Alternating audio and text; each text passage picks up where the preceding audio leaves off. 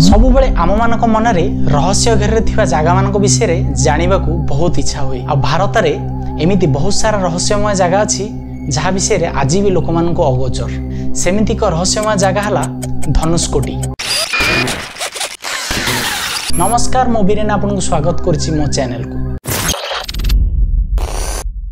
धनुषकोटी भारतर एमिति एक जगह जो श्रीलंका देश अल्प किसी बाटरे देखा जाए। एटी भारतर रास्ता शेष हो जाइछि।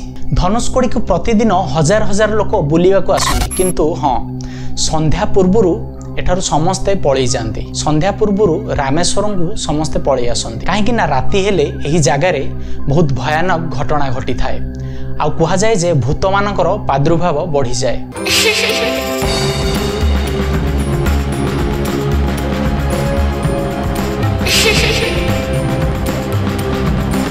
हाँ आज्ञा, मु कहबाक जाउची धनुषकोटी रहस्य। यह एमिति एक जगह सेठार कौनसी होटेल, लॉज किंबा डाक्तरखाना किंबा कौनसी भी साधारण सुविधा नहीं, तथापि सेठिकी प्रतिदिन हजार हजार लोक बुलिबाक आसंती। किंतु आपण माने कोन भाबुछंती एठारे पूर्वरु भी एमिति अवस्था थिला? नाई आज्ञा, एठारे पूर्वरु hotel, lodge, medical, railway, post office सबु सुविधा थिला। किंतु 1964 मसीह रे एठारे एमिति एक झड़ तोफान आसीथिला, एक दानव रूपी झड़ जहाँकि जगह को पूरा ध्वंस कर देथिला। आसंतु सुनिबा ता पछर कहानी।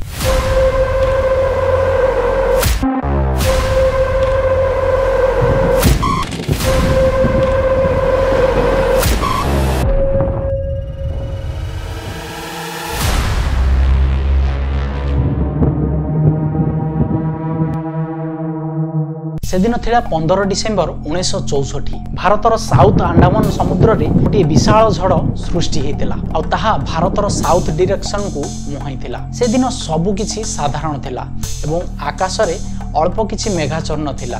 काहाकु बा जणा थिला से दिन एक साधारण दिनटी सबुदिन मने रहि जिबा भली दिन पालटि जिवो, समस्त को मारी छारखार कर देबो। 22 डिसेम्बर 1964 रे से झड़ श्रीलंका मुहा हेतिला, जहाँकि 110 किलोमीटर बेगरे बहुतवा पवन केतेबेले जे 280 किलोमीटर बेगरे बहिला ताहा काहाकु भी जणा नथिला। राति 9टा बेलकु जलवायु बहुत खराब हो जाइतिला। समुद्र रे विशाल विशाल ढेउ उठुतला। लोकंको घरे पानी पसिबा भी आरंभ हो जाइतिला।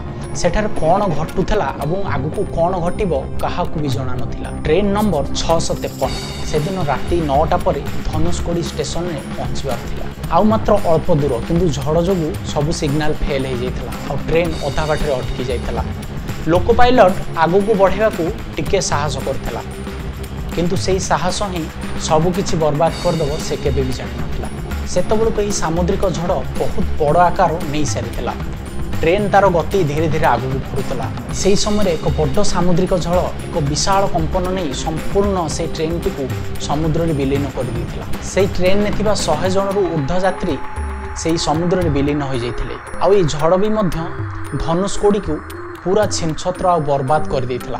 कहा जाय जे 1000 रु अधिक लोक ई धनुषकोटी रे प्राण हराइथिले। सेठार थिबा घर, होटेल, लॉज, पोस्ट ऑफिस, डाक्तरखाना, मंदिर, मस्जिद सबु किछि छिनछत्र आ बर्बाद हो जाइथिला। कहा जाय जे भारत उपकूल को आसीथिबा एई झड़ सबुठारु विशाल झड़ थिला, जहा कि धनुषकोटी रे एक भयंकर छाप छाड़ी जाइथिला। एबे भी सेठारे भंगा डाक्तरखाना, भंगा पोस्ट ऑफिस सबु किछि भंगा आपण देखिबा को एबे पाइबे। दर्शक बंधु, पाम्बन ब्रिज जोटा कि रामेश्वरम को कनेक्ट करे, से ब्रिज से झड़ रे संपूर्ण रूपे भांगी रुजी चूरमार हो जाइथिला।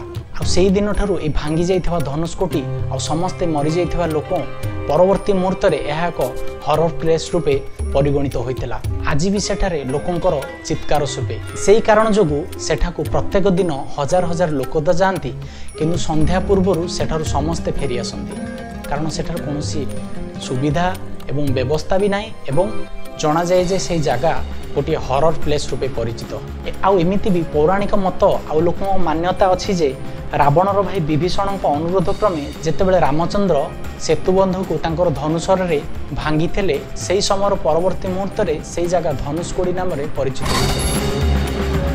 किंतु आज ही धनुषकोटी लोक मानक पई एक टूरिस्ट प्लेस पलटि जाइछि, जोथि कि सबुदिन एठाकु लोक आसंती, किंतु तार यही रहस्यमय कथा और हॉरर प्लेस पे एठार के रुहंती नहीं। दर्शक बंधु भिडियोटी केमती लगिला कमेंट माध्यम निश्चिंत जनइबे। एमिति आगुकू किछि रहस्यमय कथा जानिबा को आम चैनल को सब्सक्राइब करंतु। आशा करूची भिडियोटी भल लागिथबो। रहुची देखा हबो परवर्ती भिडियो रे। नमस्कार, जय जगन्नाथ, वंदे उत्कल जननी।